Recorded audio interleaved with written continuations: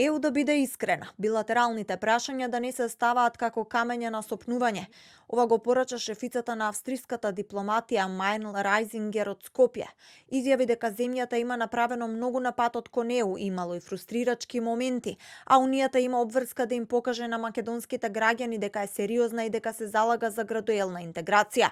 Сепак, порача дека Македонија има да изводи уште неколку чекори до нејзината цел. Секако дека Северна Македонија треба да исполни уште неколку чекори, да изводи уште неколку чекори. Знам дека изводивте досега долг пат, меѓутоа мора уште некои работи да се направат, а истовремено сакам да кажам дека Европската Унија треба да има интерес да го поддржи овој процес, да го забрза овој процес, да биде искрена и да не става уште некои други камења на сопнување. Муцунски очекува предвидливост на процесот на пристапување. Порача дека планот А секогаш ќе биде членството во ЕУ и дека од тој план владата нема да скршне.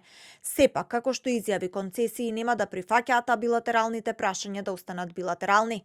Вели дека владата постојано комуницира со ЕУ и со представници од Бугарија и имаат чести формални и неформални средби. Но концесии кои што ќе не стават во ситуација повторно за брзо да се враќаме во оваа состојба која што сме сега, како влада не сме подготвени да прифатиме и мислам дека нашата позиција по однос на тоа прашање е кристално јасна. Секогаш ќе има диалог и секогаш ќе работиме, но ќе повторам нешто што сум го кажал исто така повеќе пати, не решение по секоја цени. Вчера во Скопје беше председателот на Европскиот совет Антонио Кошта и порача дека ЕУ очекува да се исполни договореното за земјата да ги започне преговорите за членство.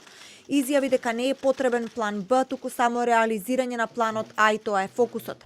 Двете страни останаа на позициите. Брисел дека нема да дава гаранции дека нема да има нови билатерални барања од Бугарија, а официјално Скопје дека нема намера да го прифати вметнувањето на бугарите во уставот. Во следниот период во земјава се очекуваат да пристигнат и шефицата на европската дипломатија Каја Калас, но и еврокомесарката за проширување Марта Коси.